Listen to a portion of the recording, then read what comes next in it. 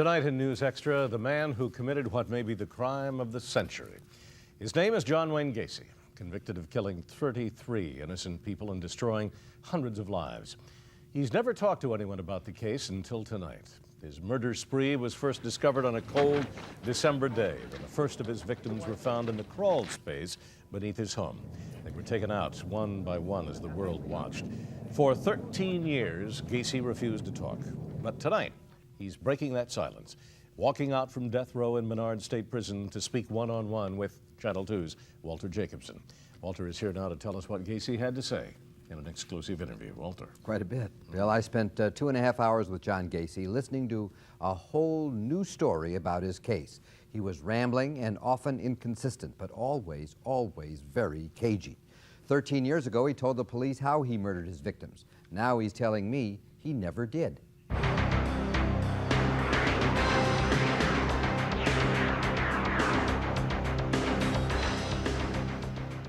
People don't want to know the truth and the honesty of it.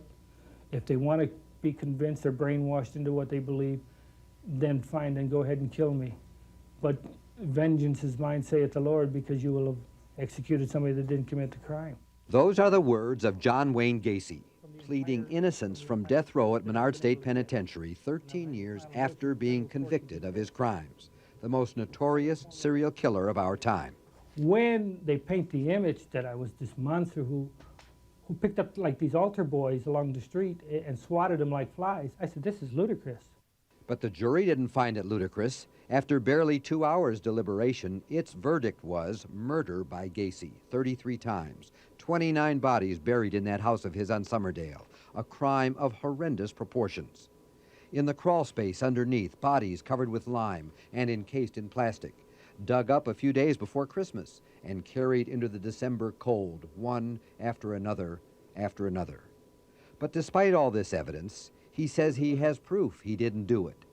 Here's one of dozens of examples of what he calls proof. I've taken 3.5 hours of truth serum, and under sodium amytal, the maximum amount that I could have, it shows that I have no knowledge of the crime whatsoever. Never have had. But this is where his attempt to change history, which is what he thinks will get him a new trial, begins to break down. There is no proof anywhere that he ever took truth serum. Now, it's not only a matter of physical evidence, it's a character issue as well. Many times during our interview, he tried to portray himself as a good guy, an ethical, hard-working family man. Here's how he describes himself as a father. Loving and caring. I've always looked after my children, even now. What kind of values do you remember imparting to them? The kind of values? Were you strict with them too? No, not as strict as, no. A lot of things that my dad did, I refused to do, because I don't believe in hitting children. I don't believe in spoiling a child either. My values are such that if you give enough love to the children. You're accused of murdering 33 kids, and you say you didn't believe in hitting. I mean. Well, anybody that knows, you see, first of all, you're basing this garbage on what you've heard of me. And what the jury said, and what the courts of appeal have said. And the prosecutor who put him in jail says Gacy is a ruthless and sadistic killing machine.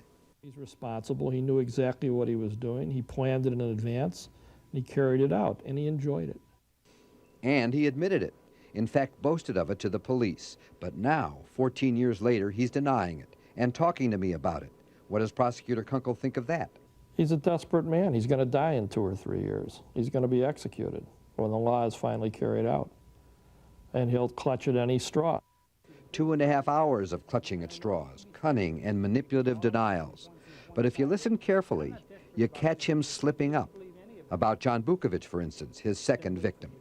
What happened to, what happened in the Bukovic case? Where was he picked up, and how did he get to the house, and what happened with him?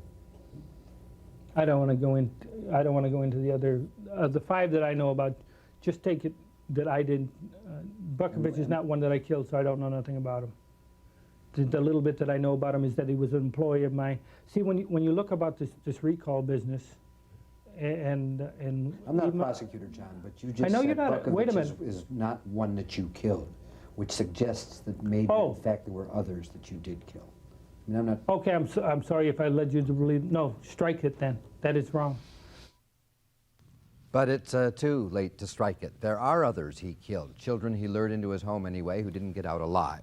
When he was arrested, he told the police what he did and how he did it, with a rope that he used as a tourniquet.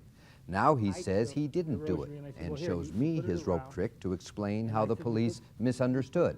That and more of what he's twisting into his pleas of innocence tomorrow. Linda, Bill? Fascinating, Walter. Look forward to tomorrow.